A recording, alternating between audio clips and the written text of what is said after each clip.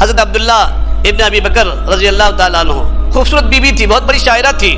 اور کون ہے یہ؟ سیدنا ابو بکر صدیق رضی اللہ تعالیٰ عنہ کے فرزند ارجمن بیٹے ہیں، لخت جگر ہیں، ایک ہی بیٹے سیدنا عبداللہ رضی اللہ تعالیٰ عنہ. حضرت عاتقہ رضی اللہ تعالیٰ عنہ سے نکاح ہوا. نکاح ہونے کے بعد میں بیوی تو بیوی ہوتی ہے نا، ان کی محبت میں چند مہینے چند دن جو ہے نا اللہ کے راستے میں نہیں گئے. باپ نے کہا، باپ بھی کون تھے؟ سیدنا ابو بکر صدیق تھے نا. باپ نے کہا بیٹا کیا عاتقہ کی محبت اللہ کے راستے میں جانے سے زنجیر بن گئی تیرے لیے، مانے بن گئی؟ تو اللہ کے راستے میں جاتا نہیں، جا اپنی بیوی کو طلاق دے دے. باپ نے کہا تو بیٹے کو طلاق دینی پڑی، طلاق دے دی بیوی کو. بیوی بیوی ہوتی ہے، ہم جیسے ظالم شوہر ہو اس کے لیے پھر 1000 بیویاں بھی ناکافی ہیں.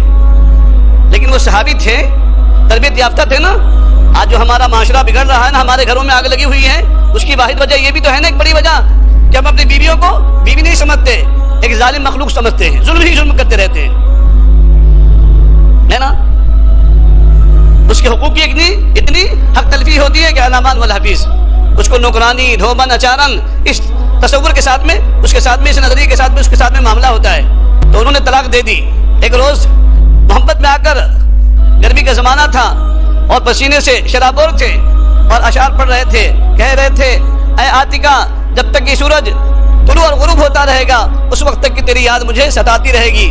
ابا جی گزر رہے تھے، سامنے سے گزر رہے تھے سیدنا ابو بکر صدیق رضی اللہ تعالیٰ عنہ، لیکن یہ تھوڑا گرمی کے اس میں اور بیوی کے اس ٹینشن میں غرق تھے، محبت کے اشعار پڑھ رہے تھے. باپ نے سن لیا، سیدنا ابو بکر صدیق رضی اللہ تعالیٰ عنہ کو رحم آیا. فرمایا عبداللہ کیا تیری عاتقہ کی محبت تجھے ستا رہی ہے؟ تو جا دوبارہ رجوع کر لے. دوبارہ نکاح کر کے لیا، اس کو رجوع کر لیا. رجوع کرنے کے بعد پھر وہ جذبہ بنا ہے دوستو، پھر جو ہے نا سیدنا عبداللہ رضی اللہ تعالیٰ عنہ اللہ کے راستے میں گئے ہیں اور طائف کے میدان میں زخم لگا ہے، اسی زخم میں اللہ کے راستے میں شہید ہو گئے. تب تو شوہر کے اشعار تھے، اب بیوی کے اشعار ہے. عاتقہ رضی اللہ تعالیٰ عنہ کے اشعار وہ فرماتی ہیں اے میرے سر کے تاج، اب تک تو آپ کے یہ اشعار تھے، اب میں کہتی ہوں کہ جب تک کہ سورج چاند نکلتا رہے گا اور جب تک کہ میری زندگی باقی رہے گی، اب میرا جسم کبھی بھی نرم کپڑا نہیں پہنے گا اور میرے آنکھوں کا آنسو کبھی خشک نہیں ہوگا.